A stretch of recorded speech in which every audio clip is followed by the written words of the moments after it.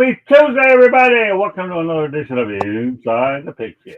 Boy, we have a pretty good crew tonight. Stephen Rexall isn't with us at the moment. He's taking care of some family business, but happy to have Candy Ebling along. Candy? It's great to be here talking football with all you gentlemen. And we got Ben with the hat and the troop is back. Glad to have Big Ben with us. Scott, it's always a pleasure. Always a pleasure being on with you. We got the Rolls Royce, and I know Travis trying to make me a Jacksonville. He's trying to make me an undercover Jacksonville Jaguars fan. It's not gonna happen. I'm gonna tell the truth about the Jags, but I know what Travis trying to do. I know what he's trying to do. It ain't gonna work. But I can root for players, not the team as a whole. I'm gonna stick to that. That's good. I like that. All right. Speaking of, perfect intro to Travis Holmes, one of the originals here on the show. He's back. Let me be clear. I am not trying to make you an undercover Jacksonville Jaguars fan. I need you in the middle of the field carrying the flag, bro. That's where I'm at right now. But football, all day long. Let's go. All right. Well, let's go to our first topic, and we're gonna Candy's gonna put a very interesting picture up there to get this thing turned off on a very humorous note. And if anybody can appreciate it, it's you two fellas. And Ndamukong Suh is retiring after a 13-year NFL run. Get this picture in the moment. Okay, then I'll go ahead over the rest. I'm wearing my Ndamukong Suh jersey on our wedding day. She's wearing her Aaron Rodgers jersey. That's the only jersey that I even own. And it's off of Ndamukong Suh. Is that a normal wedding? No, there was nothing normal about that. I still don't dance at weddings. I didn't dance over the weekend. Didn't dance at ours. We had it over at Miller Park. It was a fun time. And the jerseys came equipped. So do we look like we're normal newlyweds? No. Do we look like we're a normal couple? Leave it to your own judgment to decide what you see day in and day out when we're on this show. But back to what I was saying, he retires after a 13-year NFL career. Scott, you got to preface that too, because you got to let them all know that we got married. They played on our wedding day. That's true. They did. Those two teams played on our wedding day. That has a little context. Quarterback at that time. All right, that needed a little necessary context. I got you. That's okay, no problem. She's got the context. We definitely had. I won't get into the end result. One of our two teams had to win, and I guarantee it wasn't mine. So go figure. I will preface that that's not my only jersey I have. I have Bart Starr, I have Brett Favre, and then I have Aaron. But Aaron was playing quarterback that time, so that's why I wore the jersey that I did. That's okay. Ndamukong Suh stepped on a lot of people. I think he stepped on Rodgers once too, didn't he? He did. That's why I wore the jersey. I wasn't going to step on you, but at least this jersey and these that were appropriate for the matchup itself. All right, great stuff. Oh, man. All right, so let's talk about the Suh situation. His father actually advised him before he died in July of 2024 to let football go. And as I said, he had a good 13-year run. He racked up 600 tackles, 71 and a half sacks in his career. I can't tell you how much money he had to dole out in fines. I don't have that number with me. Candy, you don't have to come up with it. It's not necessary.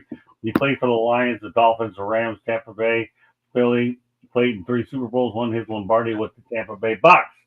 All right, Ben, what do you think about the legacy of Ndamukong Suh? I think he more than lived up to it. I mean, you talk about a guy coming out of Nebraska that struck fear and everybody that had to play against him. I mean, I know that Colt McCoy is somewhere saying, had I not played against him, maybe we would have had a chance. You know, when he played him back in the day. But 3-time first-team All-Pro, won a Super Bowl. He lived up to. I don't know how many people know how to spell his first name but him. Nobody can spell Ndamukong. Nobody, right? But Ndamukong Suh was about as good as advertised. He was good for Detroit. Obviously, he was good when he was in Miami. He was good when he was in Tampa. And he walked away a Super Bowl champ. And I think what he was able to do, he walked away with gas left in the tank. As a former player myself, I think that's one of the greatest things. What you do individually is half you and half the team. But when you're able to walk away in good health, you can still add. He's not the player he once was, but he can still add, quality leadership, third down pass rusher.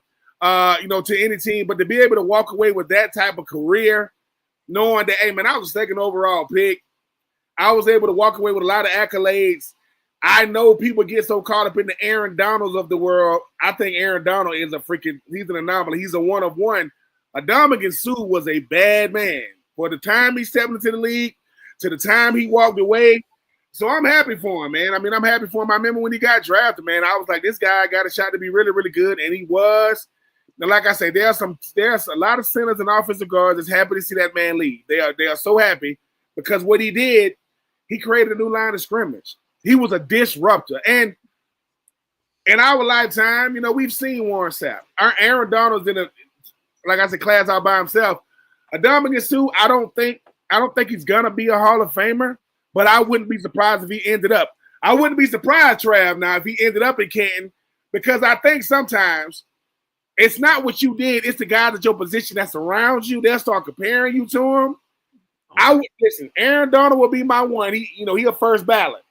But that second tier, and I mean second tier in the most humble way, Ndamukong Suh was him now.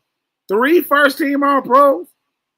That means I was the best defensive tackle in football for 3.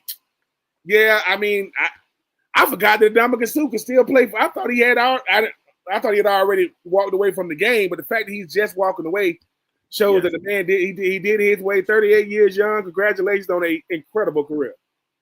Okay, we'll turn over to you, Travis. Go ahead. I mean, you said it though. This becomes a very difficult conversation when you try to line it up with 3 All-Pros. Yes, 5 Pro Bowls. I mean, he hasn't played since the 2022 season. I believe he was doing his podcast these last 2 years. We're just waiting to see if somebody offered him that get off the couch money, which seemed to never show up, which is fine. Hey man, enjoy your life, do your thing. But overall, it's gonna be a close call. It's gonna be a close call at the plate. I'll say that. I guess when you start getting into the Hall of Fame, like he's not going to be a first ballot guy. Absolutely not. I think I would agree with you there. But could he be one of those guys that 6th, 5th, 6th, whatever it is, time around when eventually they kind of get in when it's a lighter class or something like that? I can absolutely see that because he was that dang good when you are talking about that quote unquote second tier of dang dominant guys. And yes, he had a streak of being dirty or kind of dirty. But if he's on your team, you love that dirty. Let's be clear about this. Like, let's just call a spade a spade. When they dirty for you, you fine with it. If they robbing everybody else, but not your team, you were fine. If it's your team that's cheating, you fine with it. So I was not someone who ever rooted for his individual team. So yeah, you're gonna look at him a little bit sideways, but I fully understand it from the perspective of the teams that he played for and all those fan bases. They probably have a real great, like a great soft spot in their heart. Like, oh man, I remember when he stepped in that quarterback face. Like that's great. And unfortunately, or fortunately, that might be something that's in the minds of those media members when it's time to vote later down the line. So something just as simple as that might keep this thing going a little bit longer than it would if it was someone else like Calais Campbell, who was looked upon as more honorable, if that makes sense. Well, let's talk to the person who obviously got a dose of them for a few years. Whatever show you need to be on, Candy, was this one. Talk about Ndamukong Suh being a Green Bay Packer girl. Yeah, you and I have had some differences on this topic, but so Ben, to your point where you thought he was out, he did sit the last 2 seasons. He was out of football. He officially announced his retirement now. I think he was waiting to see if someone was going to come knocking on his door or not. But to your point, Travis, about being a little bit maybe dirty, in the first 4 seasons of his career, and this goes to you, Scott, Suh was fined $216,875 for the league for 4 separate on-field violations. He was named the dirtiest player in the NFL by the Sporting News.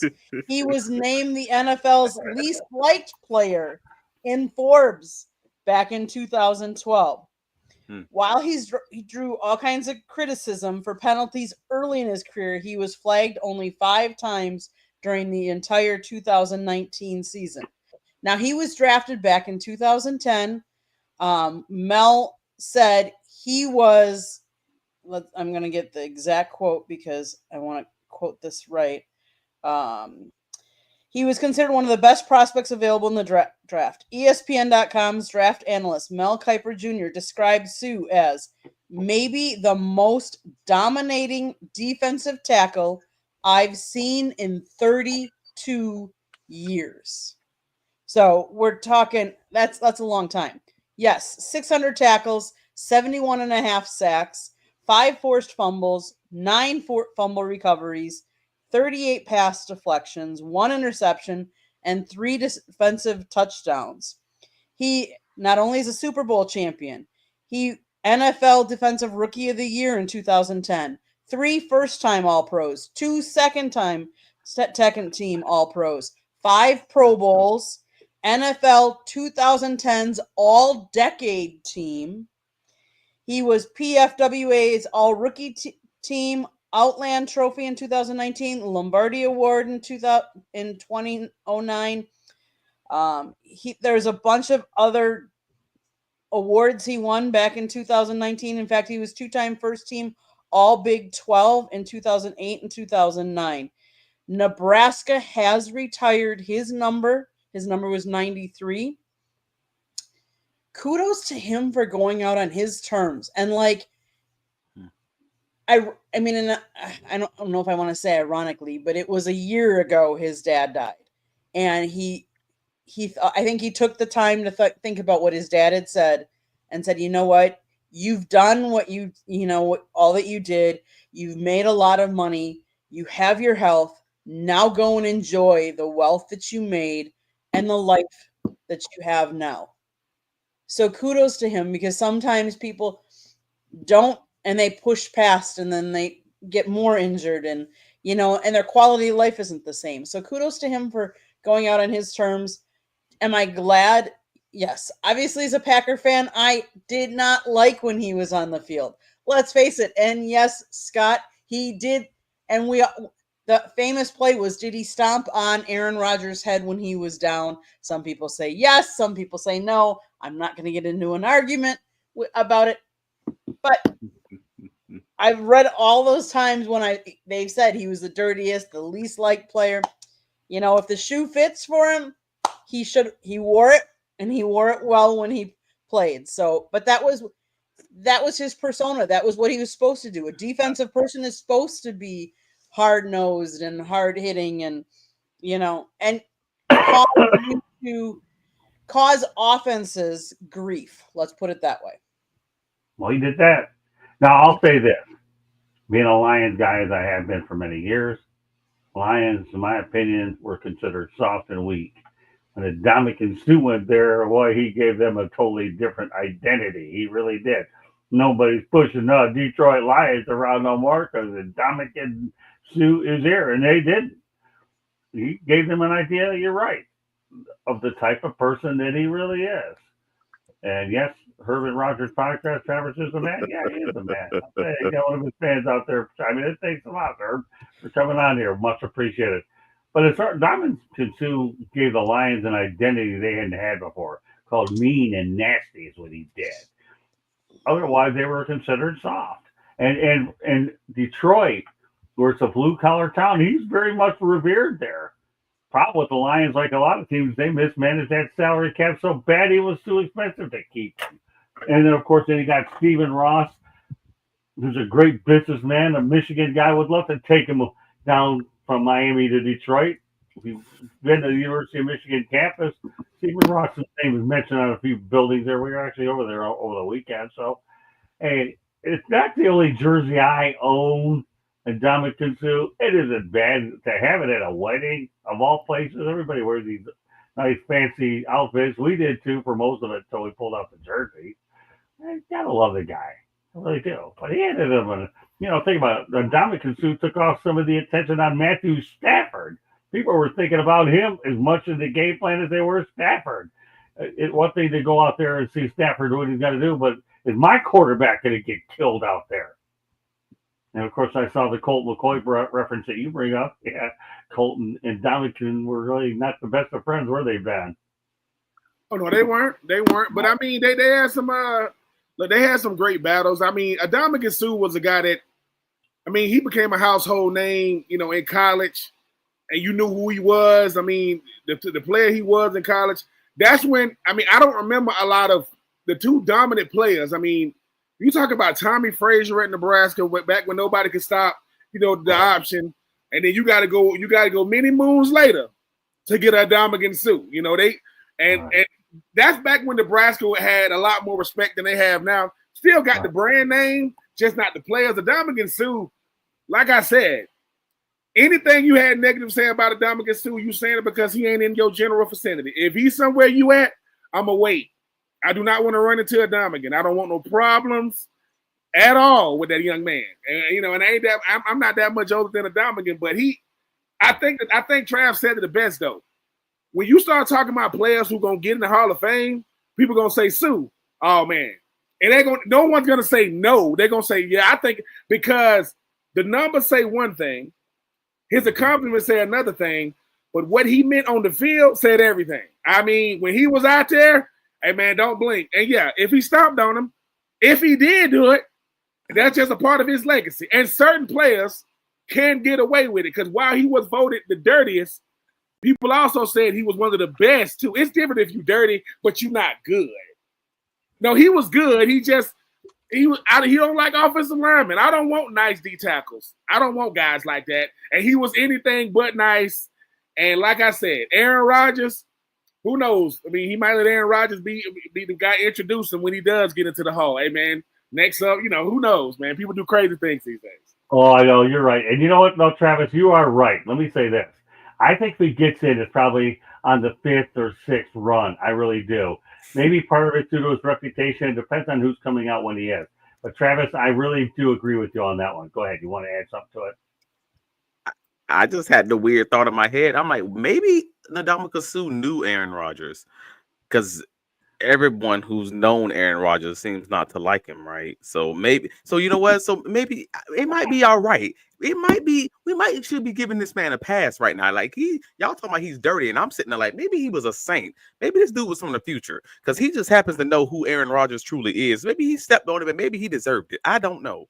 So that's just kind of where I'm just like, dang, that's right. I don't know. Well, if Ndamukong Suh do know Aaron Rodgers, maybe Ndamukong need to talk to Jordan Rodgers and his parents because they sure don't know him. They don't even know him. So Ndamukong may know something about Aaron that Jordan. I'm just saying. I wouldn't listen. The only person that would really know that answer is Pat McAfee. Pat McAfee will know if Ndamukong Suh know him. He seems to be the only one that can get Aaron Rodgers to do interviews outside of his paid obligations now for the Pittsburgh Steelers. That was good. You know what? We're done on that one. Ben, you closed the topic out with a flurry. You really did. I mean, Jordan Rodgers don't even know him, and he's talking about Pat McAfee. All right. Let's revisit the trade, okay? Because Ben, there's nobody topping that one. So we're going to let you just skate away with the final word on it. Fair enough, Ben. And that hat is presented by the South Florida Tribune, by the way. You have to take ownership when they come out here once a week anyway. All right, so let's talk about a trade that's revisited. I can't keep a straight face over that one. Oh, well, so be it. Trade revisited. The Miami Dolphins received Tyreek Hill. The Kansas City Chiefs get a 2022 first-round pick that ended up being Trent McDuffie. 2022 second-round pick that ended up being wide receiver Sky Moore. A 2023 fourth-round pick that ended up being Rashee Rice. And then a 2022 sixth-round pick offensive lineman Hunter Norzad. Okay, so who got the better end of this one, Ben?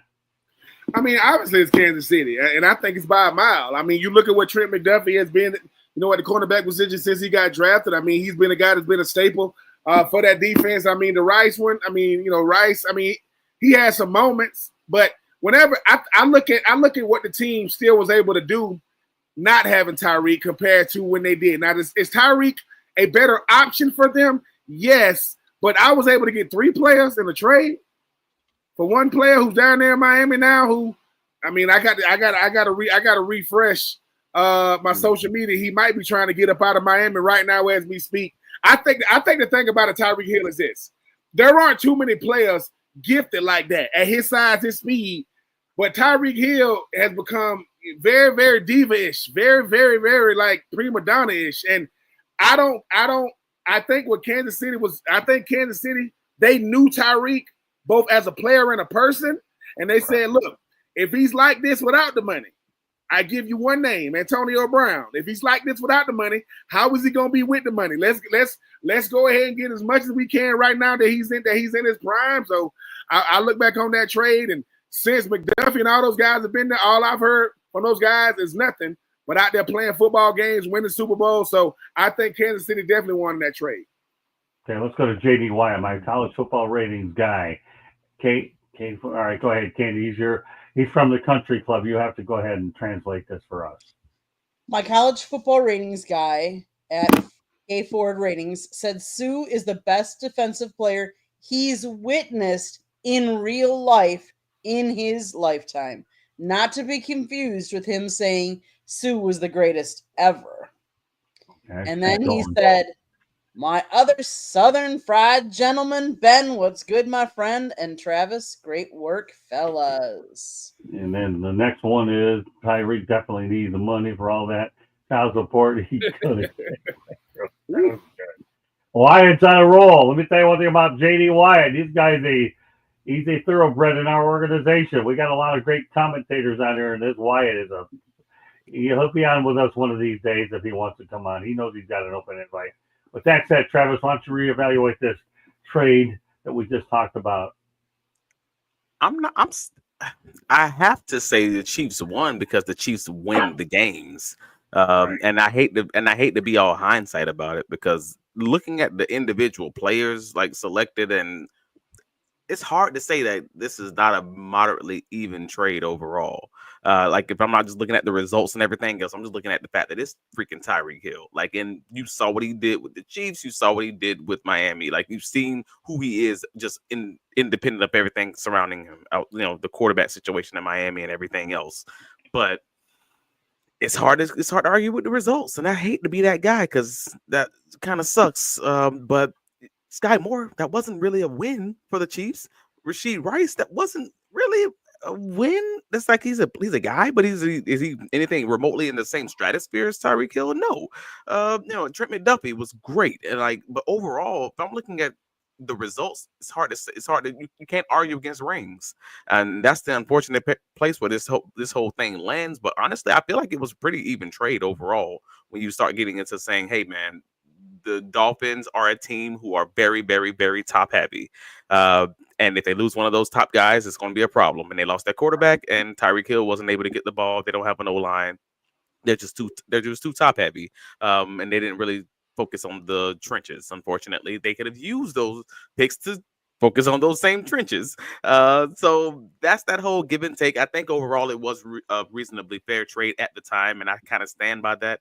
But like I said earlier, you can't argue with rings, so the Chiefs win. Tie goes to the Chiefs. I like that. Great stuff, Travis. All right, Andy. I'd say that the Chiefs did win. I think it is closer than what a lot of people would think, but is Tyreek? Yeah, he's got a definite personality. Is he a good player? Yes. But it also depends on the team that you're on. And that makes a big difference. Like you said, Travis, like when Tua goes down, who's throwing to Tyreek? Who's doing that? Is it the same? Would he be the same if we put him on a team with Lamar Jackson? Would he be the same if we put him on if we put him on the Eagles?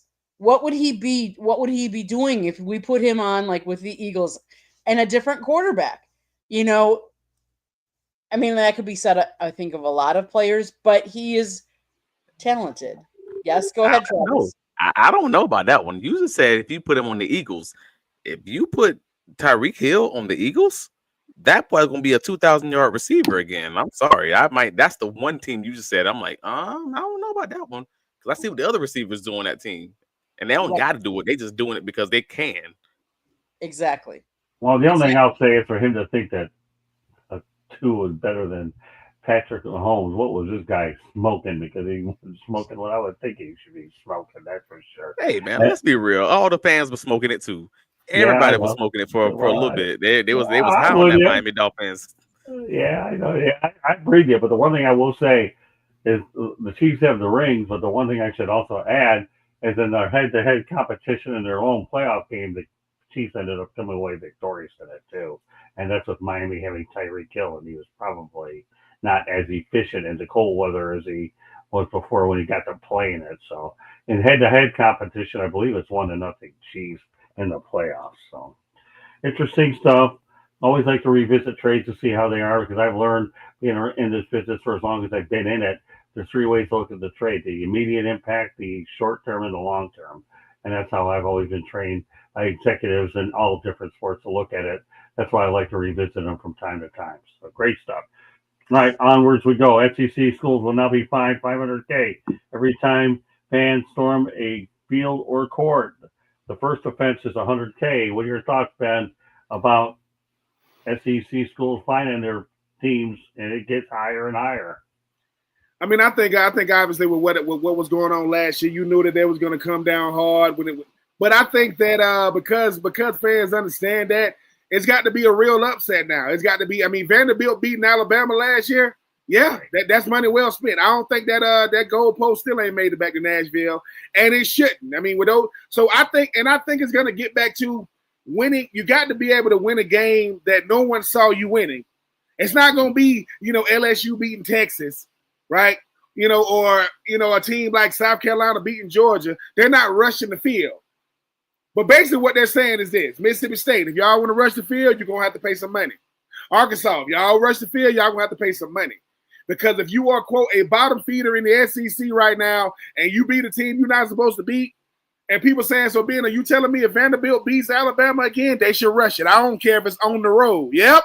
Because that doesn't happen often.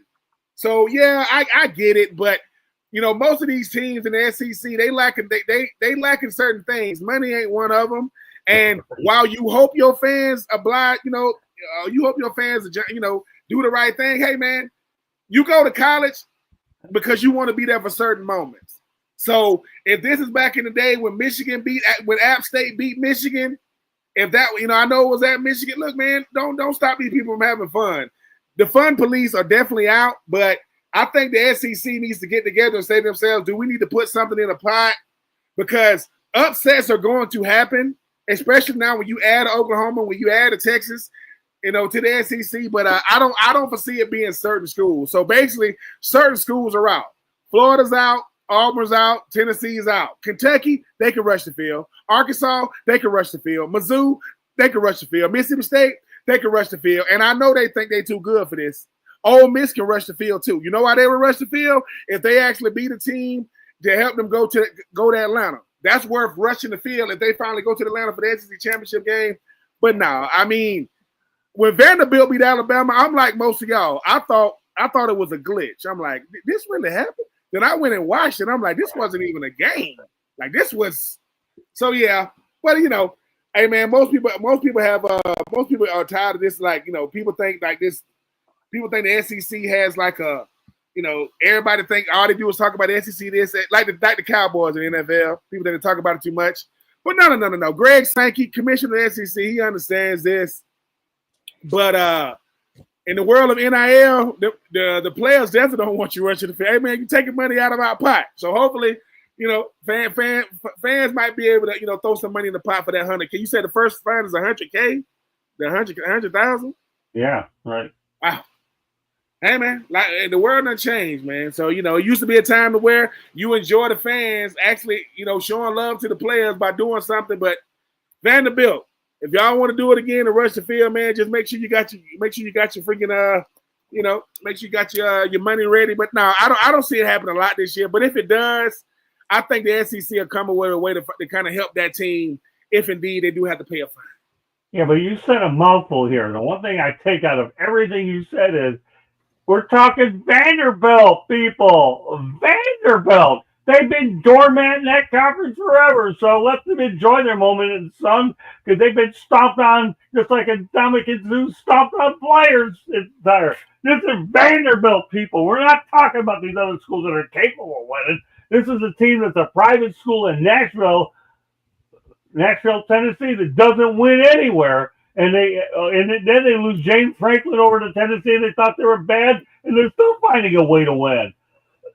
So any of the other schools that you have in there, forget about Texas and Oklahoma. You know what's going to happen with them, don't you? they're going to get humbled in this conference because in the Big 12 anymore, they get to play with the big boys just like Nebraska had to do when they went to the Big 10. But we're talking Vanderbilt. That's what we're talking about. It's like I'm going to be passionate with what voice I have because I have to go to speech therapy pretty soon. It's like the same thing with Allen Iverson. We're talking about practice, everybody, not the game. Practice, everybody, not the game. Well, now we're talking about Vanderbilt. Okay, you can get fined all you want because they'll probably make sure that you get a trophy in your athletic headquarters that you beat Alabama because that's an accomplishment. All right, Travis, save my voice. Actually, this new policy for us, whether it's 500,000, whether it's your 10th offense or whether it's your first offense, is replacing the old policy, which was 100,000 the first time, 250 the second time, 500 the third time. So now it's 500, no matter if it's your first time or if it's your 30th time, doesn't make a difference. At least for the ESPN article I'm looking at. Okay. I didn't know that small detail, so I thought that was interesting. Okay. But what they also did say is they said the conference has the authority to waive the fine if the visiting team and the officials are first allowed to get to the locker room before the fans get on the field. So they could still rush the field. They just need to make sure, hey man, we're making it about player and official safety. And I fully understand that again after everything that happened in last season. So I get it. But nevertheless, I don't see it changing from the fan perspective. I mean, I can see it changing from the school's perspective, having to put more security there to kind of make this thing stop. But you talking about them students? You think since when do we know kids? Since when do 18 to 21-year-olds who have been drinking all afternoon and pre-gaming before that really care about your rules? That's going to cost you money, not costing me money, cost you money. And my team just won against the number one team in the nation. Man, I'm butt naked in the middle of the field. I'm running before the clock even says zero. Come on, man. This is what it's this. We know what this is. So yeah, they're gonna have to stop them from coming on the field. But I don't think them kids gonna care because they out there living their best life. Well, the thing is, whether it was $100,000 or 250 or 500, if you want a monumental game, it really doesn't matter because you're going to do it anyways, and that's really what it's all about. Now, do they think twice? And I know you've given us some modifications of the article. I take some of the releases that I get. And I'm glad that you went a little deeper into it, Travis. I really am. But nevertheless, I still think it's unbelievable when you think about the fact that, all right, they're going to fine them X amount of dollars, but there's conditions. Yeah, visiting team winning where they weren't supposed to win. Yeah, let's face the reality. The SEC, if they're adding a little bit of money to the kitty, it is what it is. You really only have two conferences making any money to begin with, for the most part, the Big Ten and the SEC. But we'll turn over to Candy. We got to leave her something. Not only do they get fined, but the money that they get fined goes to the team, the opposing team that they stormed the court on or stormed the field on. So now this other team has $500,000 more money to pad their pocket for next year or whatever it may be. Obviously, it's trying to help the safety of the game and safety of the student athletes, the officials, the coaches. Is it going to stop it? No, because in that moment, if you are that excited, you won this big game that you weren't supposed to win. Are you just going to stand there and celebrate? No, that's not the tradition that people have done. So will they wait for the teams to go off? Probably not. Let's face it. I mean, it's not going to happen. That's not who the society is right now. They're in the moment right now. They want to celebrate. But do I understand it? Yes, I do understand it. From a standpoint, when I was at the NC2A, the women's finals, and after the final was done, people started coming down right away, and you can feel the closeness, because let's face it, a football field is a big field, but like if you're talking like a basketball court, that's a smaller surface. And if you're and yes, there's less fans at a basketball game than there is. Like this weekend, Scott and I we were in Michigan and we went to the Big House. The Big House holds how many? Over 100,000. If all of those, and it wouldn't be those that would be rushing it, But let's say all those went down on the field. Could you imagine how many people does a football field hold? How many people does a basketball court hold? And that's where it gets so tight, and you hear about like at concerts stampeding and getting people, stepped on other people and stuff like that. So it would be an interesting question, and I don't know, someone's probably got to have done the research at point. How many people does a football field actually hold if everybody's standing upright? And the same with a basketball court. Just an interesting aside. I don't know. Yeah, I'd actually point out a little footnote. If you want to be impressed with the Rolls Royce woman here, Ben, get this, okay? This woman was at courtside twice for the national semifinals and the finals for the NCAA Women's Final Four, and she was right there in the middle of all of it. That was impressive. She took some unbelievable pictures as well as videos that we had done out there. So if anybody can talk about court, it's definitely the woman to the right of me, for sure. One more topic we're going to talk about before we go to a station break. Boise State is officially leaving the Pac-12 in 2026, and they're going to the Mountain West. So the main question is, and are they going to dominate the Pac-12? I know it's not going to be the same Pac-12 that is being rebuilt, but at least being able to belong to a credible conference with a lot of history. And we'll talk about other additions in the coming weeks as well, but tonight's focus is on Boise State. What are your thoughts, Ben? Whew. I mean, the Pac-12 is doing all they can right now, but we better pull out the DVDs and VHS tapes of the old Pac-12 or because it's so unrecognizable right now. Yeah. I mean, this goes back to 2020, when we had the pandemic and all the conferences were trying to decide when they were gonna, start playing football again. The only conference that said we're gonna have this start date and stuck to it was the SEC. The Pac-12 realized, with all the chancellors and you talk about athletic directors, they weren't on one accord at all. So the fact that you look at a Pac-12 that no longer has USC and UCLA, I mean, they gone. And now you trying to see how many teams you can add. Last time I checked, the Pac-12 is also going to add Texas State. So you're going all the way to the Sun Belt to get you a team. Now, nothing against, listen, I am not coming down on Texas State. You know who else is in the Sun Belt? Georgia Southern, Georgia State, Louisiana, App State. The problem that I have with all these teams going to these conferences, what about travel? So I'm going from Boise, Idaho to play, whatever team left in the Pac-12, 8 o'clock, 8 o'clock Central Time, 8 o'clock Pacific Time kickoff. I got to play this game with TV timeouts. I got to get back on the plane and come back. The Pac-12, shame on them for not doing all they can to put more pressure on these usual. Because what happened when you realign, you still keep your usual suspects. I don't know how many teams, and I mean this humbly as well, how many teams that we grow up watching that bolted, they're gone.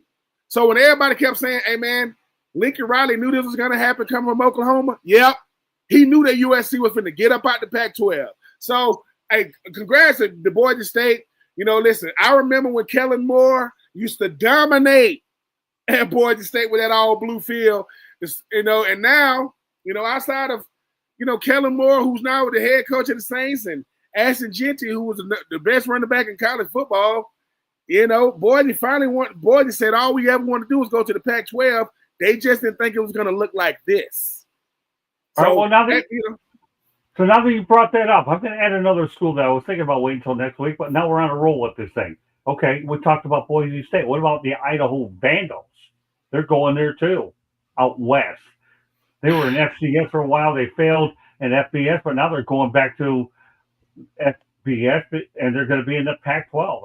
I think stature-wise for Idaho, it's a great move to be able to go in Pac-12. But all right, so we're going to make this a dual one now that we're onto this. We have time to do it. Where you're talking, and everybody's going to have a chance to talk about Idaho as well as Boise State. But Ben, you got first crack at this. What are your thoughts about the Idaho Vandals moving over there too? And you said Idaho used to be in the FCS. Yeah, they did. But then they moved to FBS, but then they went back because they couldn't compete at this level. But now they were poached to come back or lured to come back to the Pac-12, if you follow me.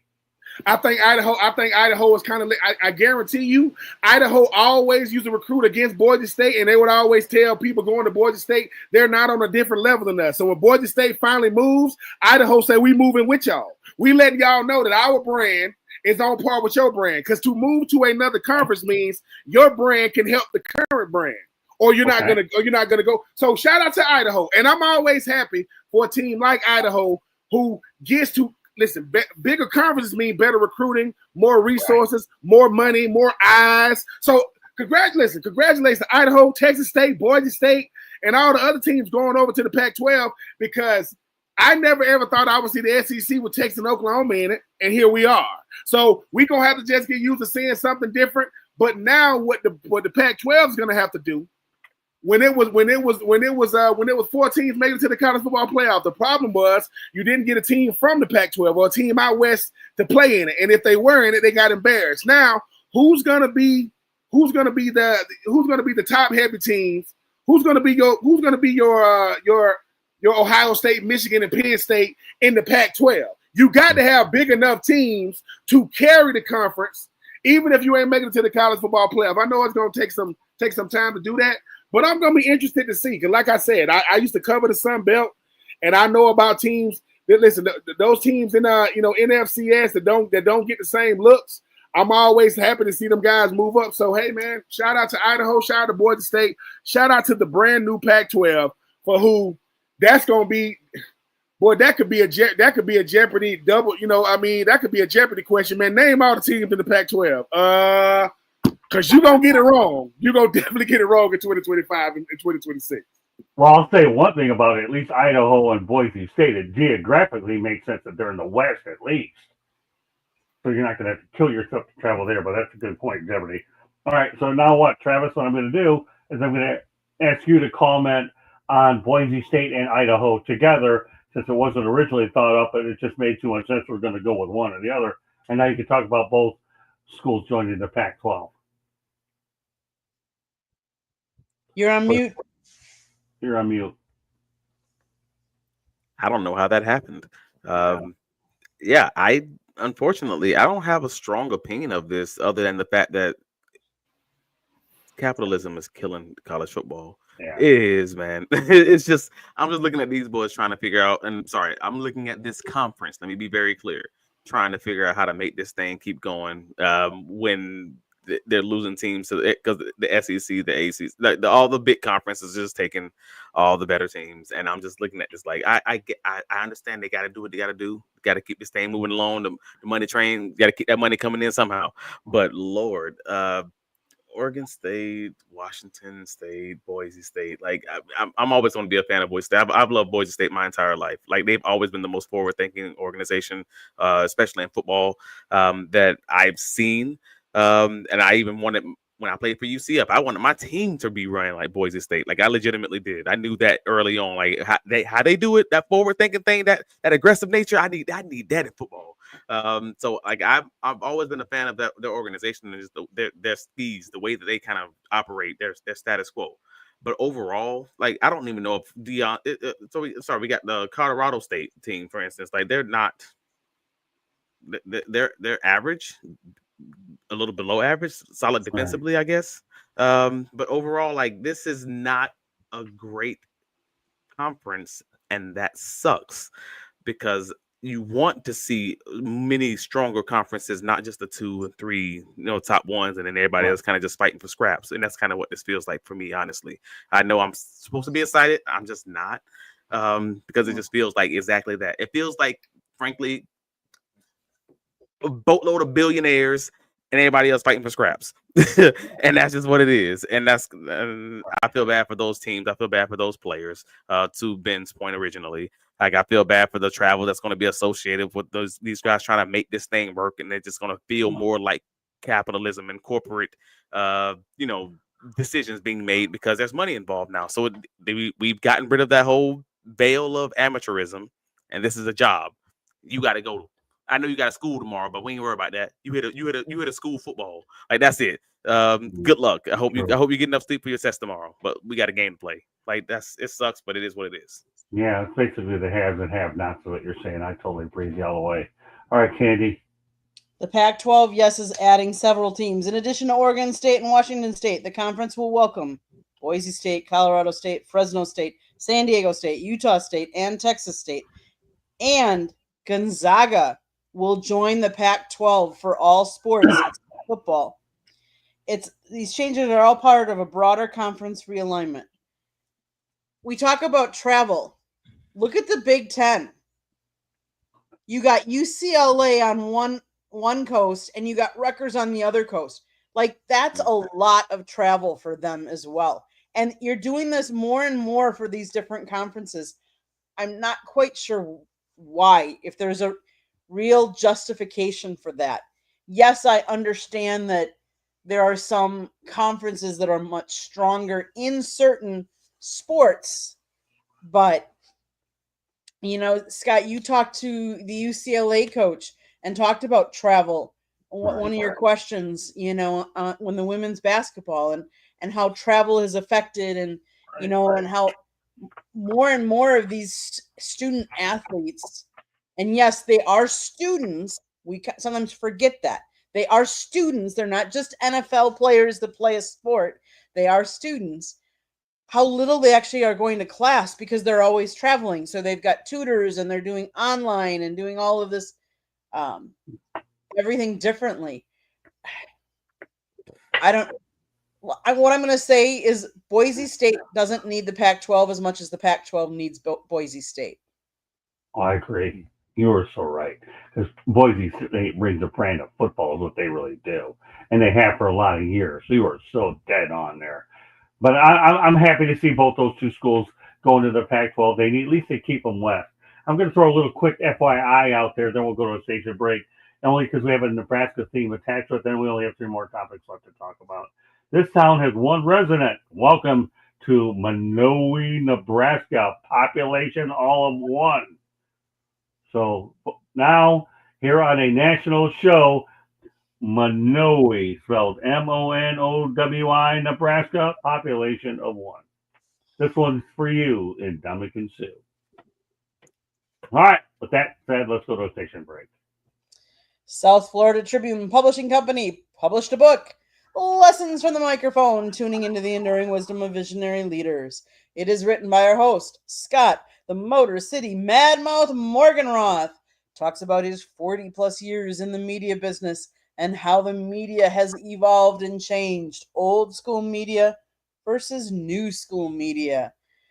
Even's got a couple of little pictures in there. Anybody that wants to read Scott's stories, he talks about the media, and if you're trying to get into the media business, definitely go check it out. It is available on Amazon, Barnes & Noble, Kindle, Google, and Apple Books. There's also a link on our website, www.southfloridatribune.com, where you can find a plethora of other great content. Check it out. If you like to listen to podcasts, you can find us wherever you get your podcast. If you want to advertise or sponsor a show, you can call Scott, 954-304-4941. And if you want to be a guest or have topic ideas, you can always email us at southfloridatribune@gmail.com. Back to you, Scott. Okay, Candy. 3 more topics to get to. We're going to revisit yet another trade. This one was between the Minnesota Vikings. They received a 2020 first-round pick. And that turns out to be Justin Jefferson, a 2020 fifth-round pick, 2020 sixth-round pick, 2021 fourth-round pick. What turned out to be defensive end Janarius Robinson, the Buffalo Bills. You guessed it, Stephon Diggs, 7th-round pick that turned out to be Dane Jackson. Start off with my man Ben. What are your thoughts about this trade? It's easy. Minnesota won this. Top to bottom. Justin Jefferson for Stephon Diggs, was enough. Justin Jefferson's still on the team that drafted him. Stephon Diggs, is he with Buffalo? No, he's not with Buffalo. Oh no, he's with Houston. No, he's not with Houston. Right. Oh man, he's with New England. So for me, I think the thing about now, no one saw Stephon Diggs becoming the player that he became, but Justin Jefferson. There are numbers, and then there are Justin Jefferson numbers, and I agree with what Travis said. Sometimes it ain't the players; it's the player for player. If you ask anybody in the league right now, man, who you rather have, Justin Jefferson or Stephon Diggs? Justin Jefferson. I'd rather have Justin Jefferson any day of the week. Now, Stephon Diggs, looking at his numbers, I mean, he's been an incredible football player. But you want to stay with a team that drafted you. I didn't see Justin Jefferson becoming a player, incredible player come out of LSU. But I never saw him becoming this, the way in which he's doing it. But I definitely think Minnesota, because at the end of the day, I want results. I don't want to have to deal with, I know people say, hey man, good players, man, they come with, a lot of baggage. I don't want to deal with baggage. Well, sometimes they come with problems. I don't want to deal with problems. Sometimes they're hard to deal with. Look, man, I got kids. I can deal with them, and they came from me. I don't want to have to deal with grown professionals who just, and let's face it, the only people who are hard to deal with are people that are really, really good at what they do. You notice that you never hear the 53rd man on the roster being a problem? What about the 52nd man?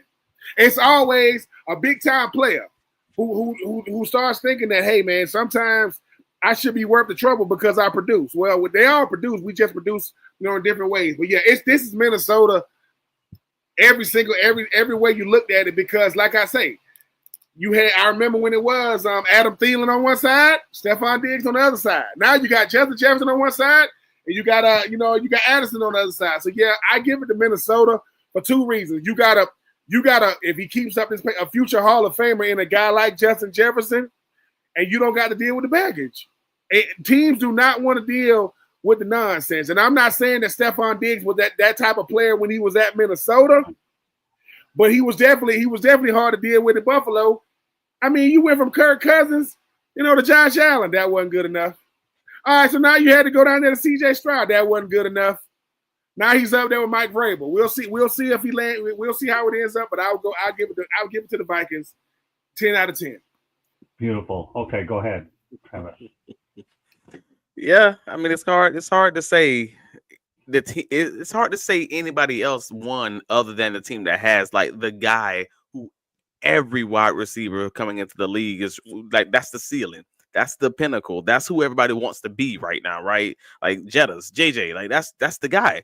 So you got that guy on his rookie contract when Buffalo had to pay Diggs. This is not even close. Like I would love to make it closer than it is because I think I love going into the details of those conversations and kind of figuring out like, well, I don't know, like because Cam Bynum's I don't care about none of that. Like it's Jettas, it's JJ all day. Like unfortunately, you're talking about an all Pro Bowl wide receiver who is on his first contract. And the other guy played great, and he showed, and for a lot of reasons, primarily the fact that it showed the guys in the league that Josh Allen truly was the Josh Allen they thought they had. Like, so they got to confirm that their quarterback was the guy in making that move. And in some ways, that makes it also very, very, very beneficial for the Buffalo Bills. But if you're talking about who won the trade, this ain't close. But it was a solid trade for both sides because you also, if you're the Bills, you didn't know if you're going to get Justin Jefferson or whatever, or that he would have become that in Buffalo. So I get it from all sides. But no, yeah, Minnesota absolutely won this easily. Okay, Candy. It's hard to argue with you guys. I mean, yes. I mean, Justin Jefferson has been a thorn in. Let's face it, he came out in 2020. So far, he's got 495 yards, 40 receiving touchdowns, 7,432 receiving yards. He was 4-time Pro Bowler, 20, 21, 22, and 24. The only year he missed was 23, and that's because he was out 7 games that year. In 2022, at 23 years old, he became the youngest player to lead the league in receptions and receiving yards, earning him Offensive Player of the Year honors at age 23. And he's still on the team. He's still wreaking havoc. How can you not say that they won?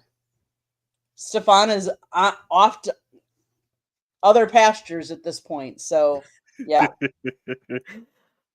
Well, the thing that we can't lose sight of when Stephon Diggs was producing for Buffalo, it looked like a pretty even deal at the time. But once he got out of Buffalo, this became more one-sided. It really, really did, like you all have alluded to. So every one of you was right, but it was pretty even for a short period of time when, let's face the reality, Allen's completing passes to Diggs. It looked pretty good. Now, here's the one person that hopes to benefit from it is J.J. McCarthy. He can only hope and pray that his learning curve and his success is dependent on Justin Jefferson. That will be the key, whether you're a fantasy person or a not. J.J. McCarthy to Justin Jefferson. What do you got? J.J. McCarthy. Okay, you got a J.J. there. Then we have a J.J. on Justin Jefferson with a M in between. Go figure about the phonetic value, but it is what it is. Yeah, I think Minnesota easily got the best of this one long term.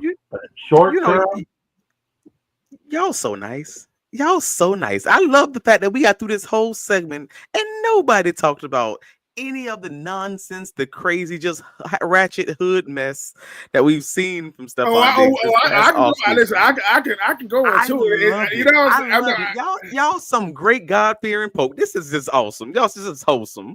Travis said, "Look, I use no baggage, but then again, you know, I don't know if you guys saw the news, but Stephon Diggs gonna start the year on the PUP list. So that chemistry gonna have to wait 6 weeks, even up there in New England. And look, is Stephon Diggs an incredible player? Yes. But Stephon Diggs and Travis know what I'm talking about. You know, Stephon Diggs want to live a life too. Like Stephon Diggs, like, look, man, I mean, I got to live in New England now. You know what I'm saying? That's, you know, I don't know what's different. I don't know what's better out of New England and Buffalo. I don't know. I don't know. You're going to have to ask. But he was in Houston. He was in Minnesota. He was like, look, man, during the off season, I'm enjoying myself and I film it. I'm going to be on field. But that's what I thought was funny. Nobody meant we all kept it on the field and nobody mentioned any of the off the field stuff. Nobody mentioned the personalities of the two guys. Like one's a ball, like all about ball and JJ, and the other one is Stephon Diggs. And if you've seen the interviews from his last two teams, they had interviews where they were like, who's the one guy on the team that can't date your daughter or can't date your sister? I'm sorry, that's what it was. They had like six guys say Stephon Diggs. And that happened in Houston and in Buffalo. So they know he's a wild boy. And then you see the videos of him with the pink substance in the bags. You see him, flirting with the other girls and then break up with the girlfriend. You see all this stuff, and it's just like, yo. And we're talking about that guy versus Jetta, who's on his rookie contract at the time. Like, listen, you know, farther. Jeff, you know how good Jetta is? Jetta has a platinum grill in his mouth, and no one says a word. I mean, not saying they should. That's how good you are. My whole mouth is full of diamonds, and no one says a word. Why? Because I'm nice. Could you imagine if Stephon Diggs had a grill?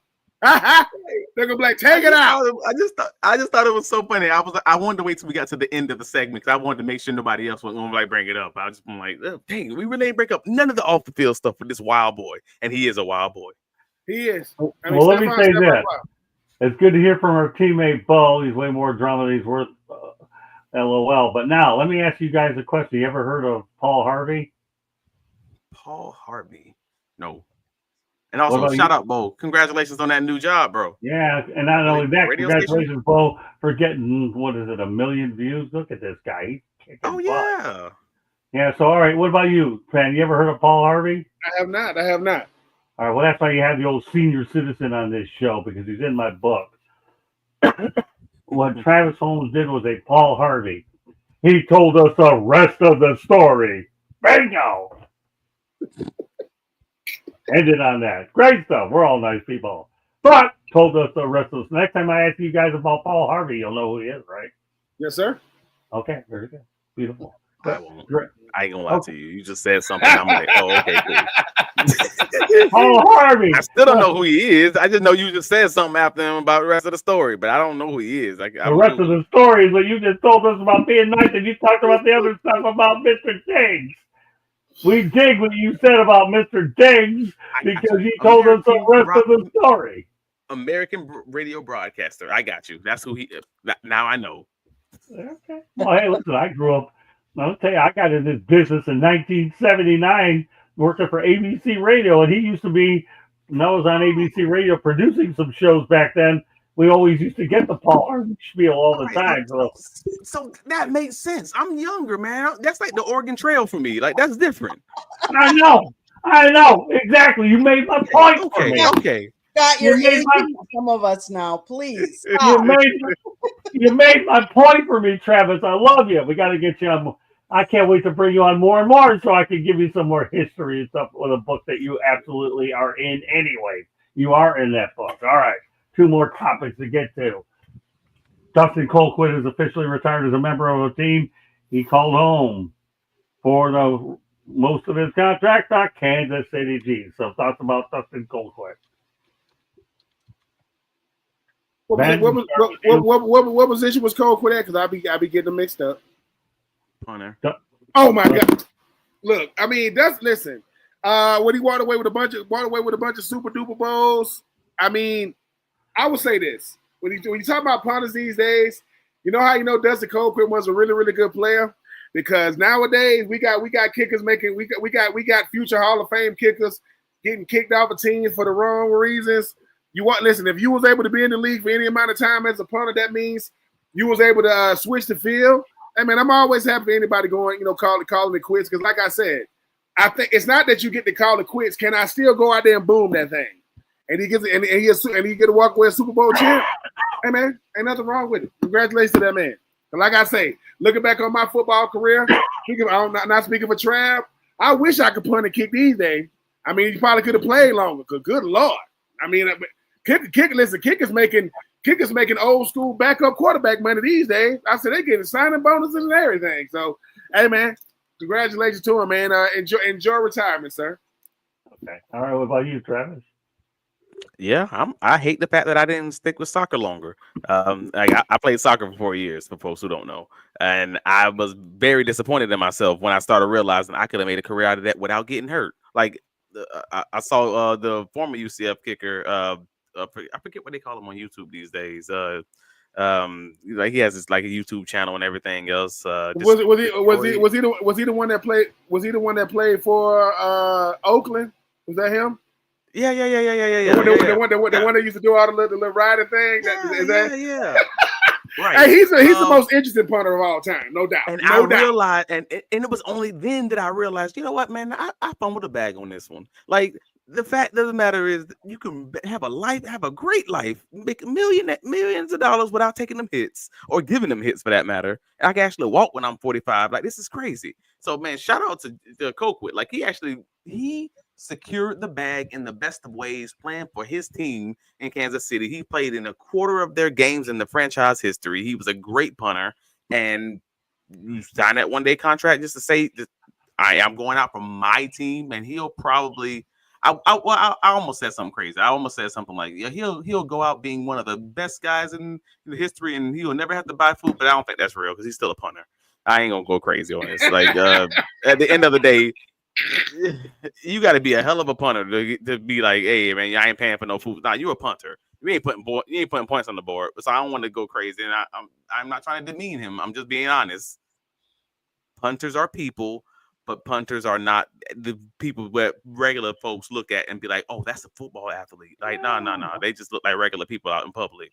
So congratulations to him on that. I agree with you, but once upon a time we had a special teams coach on here week in and week out called John Bonamego. That would be guys. Oh, I know John. I know Coach John. No. I get you. I'm just being real about it. Like, because I played when I went to UCF. I went to UCF initially because it was going to be as a punt returner. Half the people that I knew did not know I played football because I did not look like a football player. I'm just saying that in my own life. So I'm also saying that with a lot of these specialists and kickers and punters. They just don't. I'm not refuting what you're saying. I'm just having fun with it because we don't talk about punters, and that's why I decided to be different. Bring a punter on here. We do things differently. I have to make a confession that I did find a new soccer team out in England. Though, are ready for that?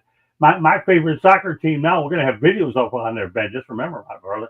I'm gonna call Chelsea Football Club is my soccer team now out there. I'm telling you, that was a great experience when you go out there and see our videos on the South Florida Tribune YouTube channel, you'll understand why I'm a Chelsea Football Club guy out there, because that's a cool place to go if you're ever out there. Chelsea, I think they're actually owned by Mark Walters of the Dodgers too, if I remember right. So I'll tell you one thing, these wealthy American owners know how to invest into those soccer clubs and put them in their sports portfolio. Didn't he just buy the Lakers too? Didn't he just buy the Yeah, Lakers? he did. Yeah, he did.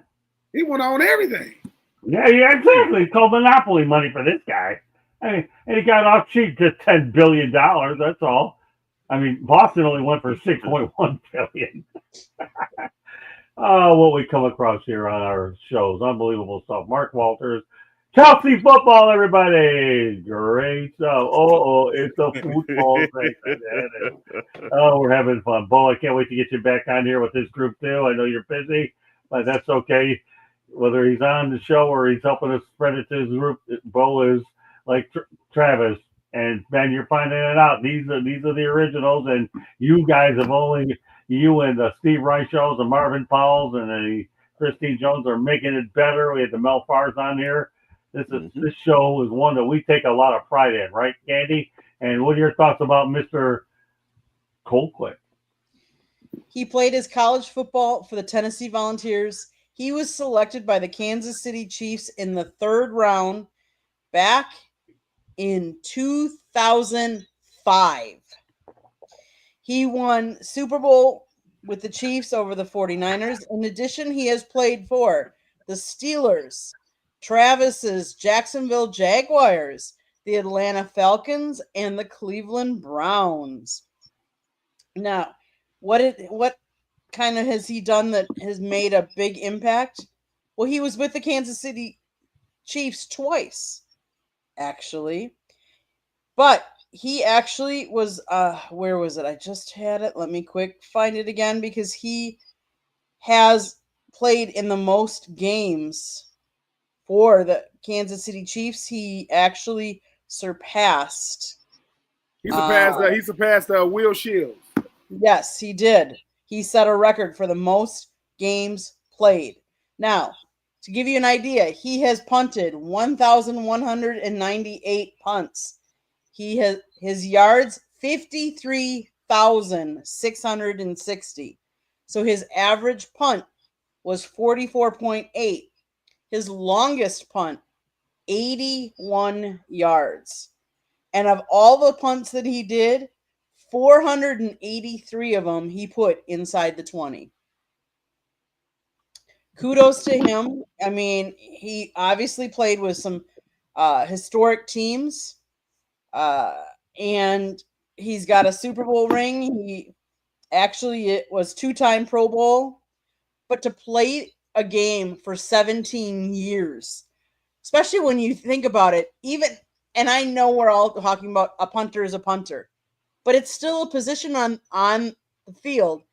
And in this day and age where teams have quick hooks, to last in the league for 17 years tells you something about him and the job that he did in his field. All right, let's go to the chat room. Bo was joking around about the football segment. Hey, Candy Castellan, glad to have you on tonight. Let's Talk Sports Network. Hi, all. Thanks for being on here. Appreciate you dialing on YouTube. If you get a chance to see our channel, if you would kindly subscribe, that'd be great. But we're just glad that you were able to tune in. I'll say this. Colquitt goes out on his own terms, and he has a heck of a career. But I'm going to go on record right now. I guess my age has a lot to do with this one, too. The best punter that I have ever seen in my lifetime is Reggie Roby. If you've ever seen Reggie Roby kick, and I covered the Miami Dolphins back in the 80s, this guy used to take bombs over at Biscayne College at the time, or St. Thomas University, and I've never seen a guy kick as high and deep. He was a boomer if I ever saw one. So rest in peace, Reggie Roby, but more power to you, Dustin Colquitt. Final topic of the night. Former 49ers quarterback Colin Kaepernick tells TMZ Sports he's ready for a comeback. He's keeping in shape and can add value to an NFL team. Got to say the most idiotic topic on the planet for a guy who can't get it figured out when he has an opportunity to botch every last one of them.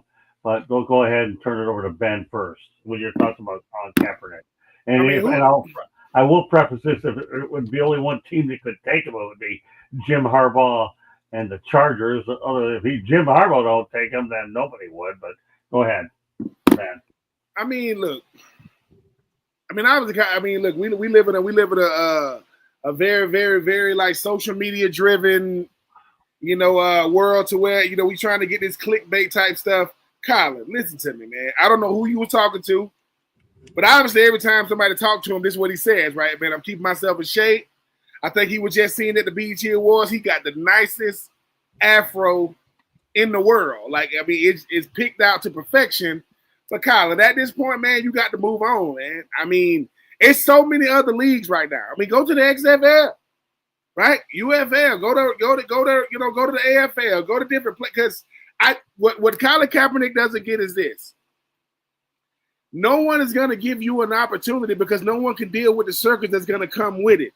These front offices, they don't want to deal with everything that's going to come with a Colin Kaepernick. Look, you're going to be the greatest what-if story or one of the greatest what-if stories in the National Football League. But why Colin Kaepernick really want to come back, it's an RPO league now. Man, these RPO quarterback, these run-pass options, he would be incredible. He was one of the first ones to really implement it when he was in San Francisco with Harbaugh. But, I mean, I think it's much to do about nothing. I respect what Colin Kaepernick was able to do as a player. I respect the stands that he took when he was trying to, when he was talking about, what he was doing. But you guys know just like I know, ain't nobody talking about Colin Kaepernick these days. I mean, the quarterback position is the most important position. It might be the most important position in sports. And that's taking nothing away from pitchers in baseball and different things. But Colin, I respect what you did, sir. But it's over with. I mean, I read something recently where Cam Newton said he'll never retire. He's retired.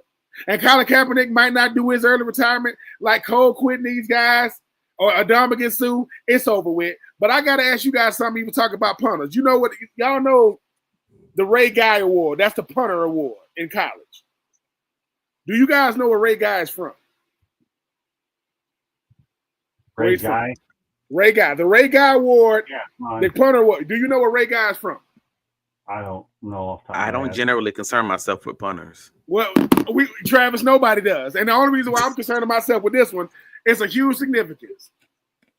Right. I was born in Swainsboro, Georgia, back in 1982. Ray Guy is from Swainsboro, Georgia.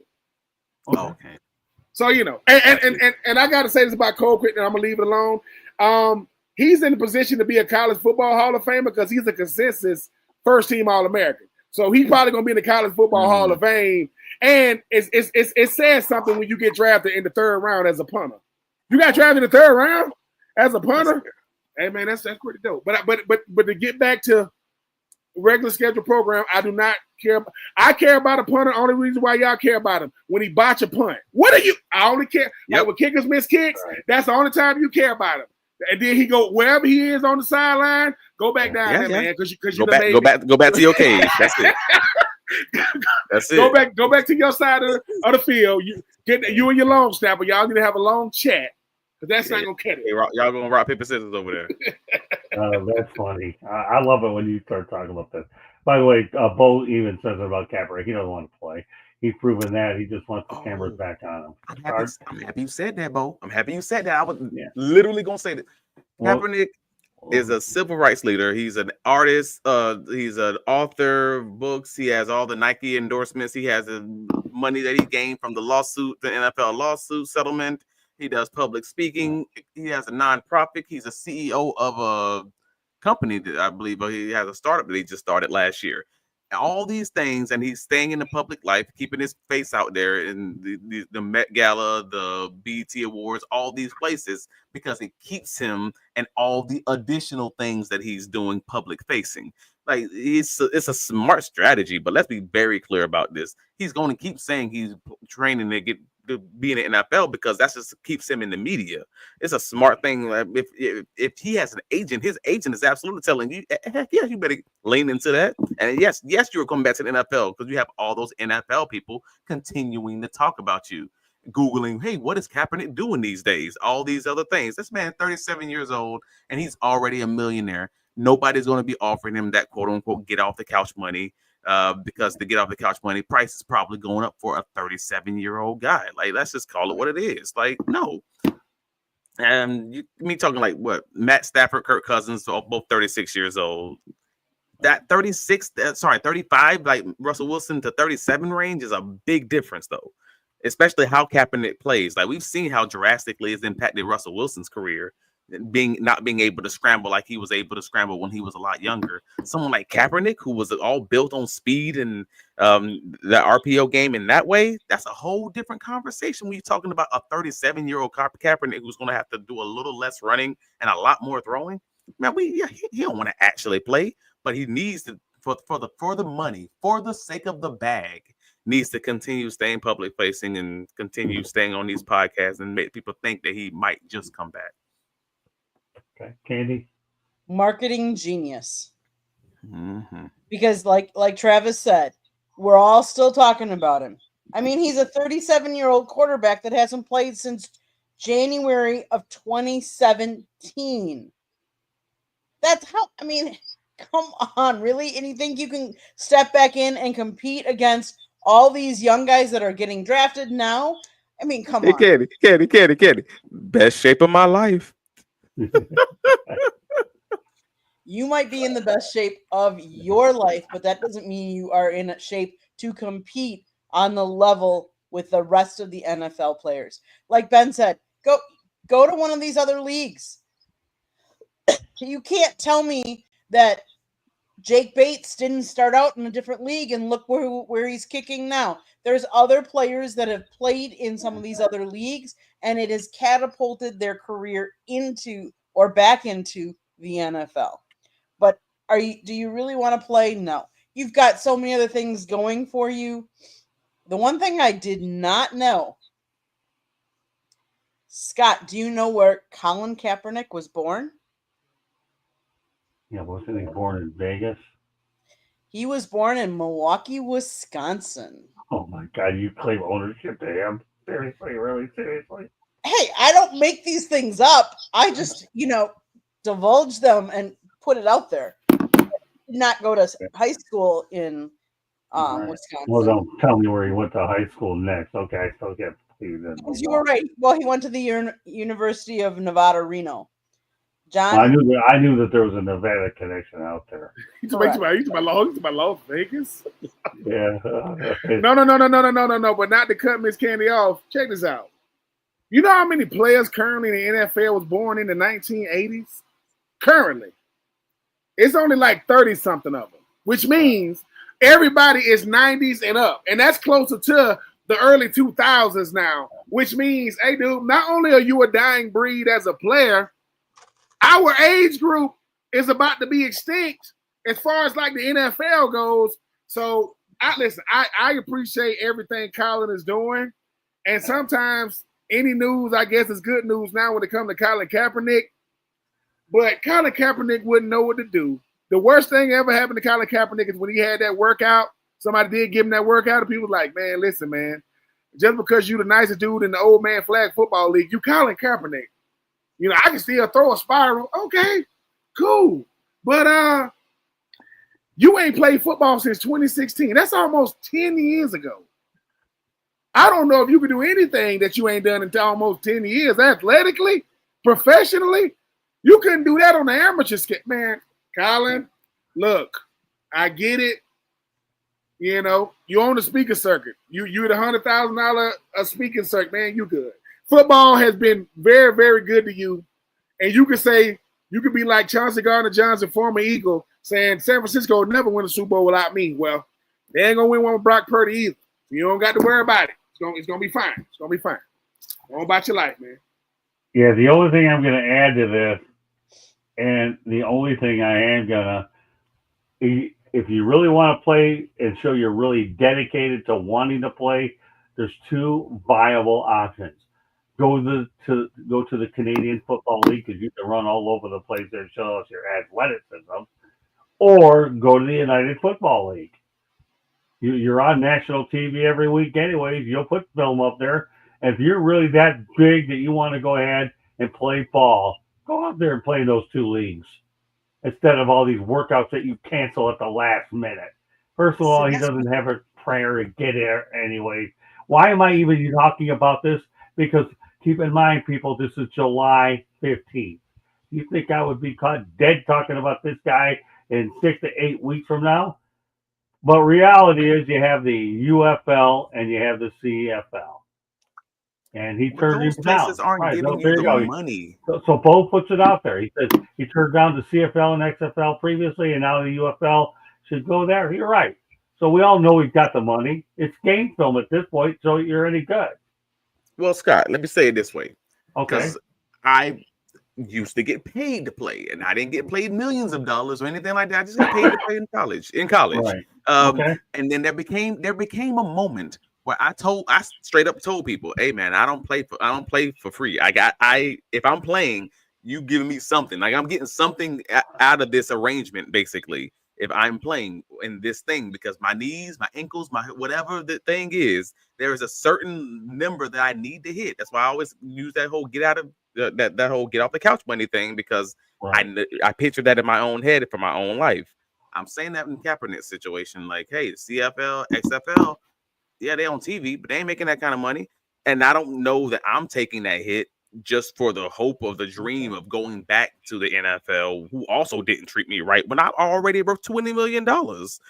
I can't see that. That's kind of where I'm saying, like, I can understand why he may have turned down the CFL and the XFL, because I've already lived the bigger part of the dream. If that's really what it is, the NFL dream. I'm already 37 years old. I mean, I got, if I ever did play NFL, I got what, a few years, 2 years, like max. Right. I ain't going to that kind of situation where I can build on something for 2 years and actually like achieve a real huge accomplishment, like winning the Super Bowl or something like that. No. So what are we really talking about? We're just saying, if you really want to play, go to this thing that's unlikely to actually result in anything meaningful. No, I'm just trying to get paid at this point. So it's not really worth it. Hey, Travis, I breathe you, but let's face reality. The guy's been blackballed. Can't get a job anymore. And here's the thing. Everything you're saying is relevant. I'm not doubting that. Why would I want to go to the small time when I would have been in the big time? I get that and get paid more money. But after all, he's already being paid a lot of money to do all these extra things. Right now, all you're looking to do is get game film up to see if you got anything left in the tank. Is it really about money at this point? About the fact that I'm looking at one big hit? You're not getting hit right now because you're not playing. It's just about getting game film. That's it. Okay? If you really want to play bad enough, you do it. If you're that good, even 2, 3, 4 games, whatever the case may be. But he don't want to do anything.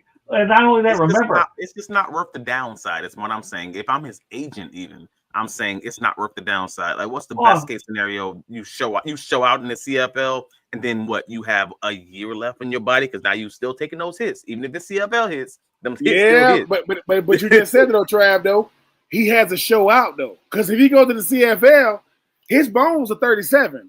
I don't care how good of a shape he's in. And the thing is, if he goes to the CFL and he don't stand out, the NFL, it's like the NFL is only going to validate when the NFL is already. Then if he go to the UFL and he don't stand out, because we got to think a lot of these players are former NFL players. They're still in their 20s. They got NFL experience. And the last thing I'm going to do is let a guy who ain't played since 2016 come in here and dominate. That's going to make us look bad if we've been here. So. I remember when Chad Ochocinco went up there to Canada, and he was like, "Hey, dude, I'm finna go up here and dominate until like these dudes can cover." Yeah, like just because all professionals don't get paid the same, being a professional means I get paid to play. We get different size checks, but I think that's why he ain't going to the CFL or UFL, because he go, "Hey, man, if I go here and I'm just another guy, and then what is that gonna do? Hey, man, that's way worse, because then." Look, so everybody's watching you now, Kyle. You got so many cameras on you. You go out there and look subpar, man. Them articles gonna be coming out about you, and it's almost like you're gonna have to relive the nightmare that you went through before, because the headline gonna be. You remember Colin Kaepernick? For those of you who don't remember him, they're gonna go through the timeline. And yes, you did go to a Super Bowl. And guess what? If y'all call that run play that you actually scored on the play before, y'all beat the Ravens. But y'all had to prove a point. I'm gonna try to throw it to Michael Crabtree. Why? You're one of the best running. I think he got 180 some yards in the playoff. Anyway, trying to be something you not will lose you more games than win it. But I do agree with you, Trav. $20 million. What it's like to do? What do you want? Like, what is it at this point I'm just gonna sit back and keep doing what I'm doing. Obviously, people gonna interview me. You know, hey, Kyler, man, you want to listen? You want to come on? You want to come on with us, man, on Tuesday nights and speak your piece? Come through. You know, speak your piece, man. No, I agree. Hey, listen, first of all, we all talking about a guy that's never going to get back in the league anyways. And all we are doing is reading the tea leaves, right, about a guy that says he's been in shape, but the last real opportunity he had to work out for anybody, he changed that interview at the last minute to go somewhere else, and that made him look even worse than he already did. So now he's back here trying to revisit it. But everything everybody's saying here, from Bo, who's in the chat room, to you, Ben, and to Travis, you're all 100% right. I'm not debating it at all. And of course, all these other guys that are hungry to get in the NFL would certainly like to knock his block off anyway, because you're not showing me up either. But it's out there. He's never getting back in the NFL anyways. But boy, it was worth the discussion tonight, though, wasn't it? That we can talk about this guy. I like to be able to come up with these topics that we know are obviously going to get some interesting opinions on, because they're worth putting it out there, and that's what it's all about. So that pretty much wraps up the show tonight. I will let everybody get out of here, but Candy will do a final station break. But after she does, we're going to let Ben do his first. Go out there and let everybody know how they get hold of you, Ben. Man, you can find me on all social media outlets at Being Truth 84. Make sure you guys be listening, man. Winning the division. Obviously, I'm on South Florida Tribune on Tuesday nights. I got the Fan in the End on Wednesdays, and I'm on with Buddy Martin on Thursday nights, just doing my rounds. And listen, I know a lot of you guys been saying, Ben, when you gonna be back on with Trav? When Trav have me back, I'll come back on with Trav. Listen, Trav know the vibe is there. That's it. I kept telling Trav, and I'm gonna say this: y'all need to get with the Titans and the Jags rivalry. It ain't nationally known. It is nasty, people. I'm telling y'all, and people say, "What about the Texans?" What about them? I mean that respectfully. Titans Jags are as about as heated of a rivalry as it get. I just hope that Cam and Trevor can renew that spark, because the worst game ever played in football was not too many years back when they had the color rush, when it was the Smurfs versus the Mustards. That was the worst, the ugliest uniform game in life. But keep listening, man. Keep listening. Well, I'll say one thing. The Fan in the End is one of the better shows that we have on the South Florida Tribune Broadcasting Network. It really, really is. And I'm glad that we're able to collaborate and get that out there. Every time Stephen Reichel puts it up there, I collaborate. It only takes me 2 seconds. Now, if I'm on a cruise out in Europe, it may take a little longer because I'm like 6 hours in front of you guys, so you have to cut me a little slack out there. But now, the Fan in the End and Real and the Rare, which we gave Stephen, that was in our cupboard. He's done wonderful things with it. But having you on, the Fan in the End, and I look at the numbers. I pay attention to what's going on here, Ben. It's a darn good show, and I'm glad you and Stephen have fun with it. All right, Travis, put your stuff out there, and we're glad you're on the show, and hope you'll be able to come on a little bit more often as we get closer to the season. But I just love watching you and Ben in action. You guys are a blast to watch, and I get to just sit here and moderate this thing and not screw it up. Go ahead, Ben. No, yes, sir. Yeah, you know where you guys can find me. Hey, man, Travis D. Holmes on all the socials. Find my writing covering the Jaguars on BigCatCountry.com. We're getting training camp wrapped up next week, so I believe it's on Wednesday next week. So yeah, we're getting to that point where almost real football is coming. And yeah, the Duval Dive podcast with myself and Kyle Student of the Game Nash, where we talk about everything Jacksonville Jaguars related. We just recently talked about how CJ Stroud is white Trevor Lawrence, and y'all just ain't talking about it enough. So y'all should probably listen to that podcast too. But yeah, like and subscribe on the Duval Dive on YouTube, and we'll get this party started, man. Listen, you listen. He is the black Trevor Lawrence. What? Yeah, he's just a little short. That's why you love Trav and them. When Trav and them say some stuff, he is the black Trevor Lawrence. What he is. If he just took his hair out the braids and just straightened out like Cat Williams. We did a 30-minute deep dive into the numbers, into the stats, into the surrounding rosters, everything, and just to talk about why it is the case. So when folks said they didn't agree, we even did a reaction podcast to their comments to also disprove the things that people are saying after the fact. So no, it was a real deep dive conversation where bro, y'all just ain't talking about it because folks ain't realizing it because they too busy following fantasy football. So yeah, Duval Dive, YouTube, BigCatCountry.com, Travis D. Holmes on Twitter. That's everywhere. Let's go. And we're glad to have him once again back on Inside the Big Ten. Thanks for being on here, Travis. You did a Yes, great sir. job as always, pal. You always do. I knew that when we brought you on when I met you up to the box, and you certainly have lived up more than past your expectations, which were fantastic. Go ahead, Candy. Finish it, break. South Florida Tribune Publishing Company published a book, Lessons from the Microphone, Tuning into the Enduring Wisdom of Visionary Leaders. It is written by our host, Scott, the Motor City Madmouth Morganroth. Talks about his 40-plus years in the industry and how it has evolved and changed. Go get your copy today. It's available on Amazon, Barnes & Noble, Kindle, Google, and Apple Books. There's also a link on our website, www.southfloridatribune.com, where there is a plethora of great other content. If you like to listen to podcasts, you can find us wherever you get your podcasts. If you want to advertise, you can call Scott, 954-304-4941. And if you want to be a guest on any one of our shows or have topic ideas, you can always email us, southfloridatribune@gmail.com. Monday nights, we talk baseball. Tuesday nights, we talk football. Wednesday nights on Sports Exchange and Thursday nights on Fire Up. You just never know what you're going to get on either of those, so you definitely tune in to find out.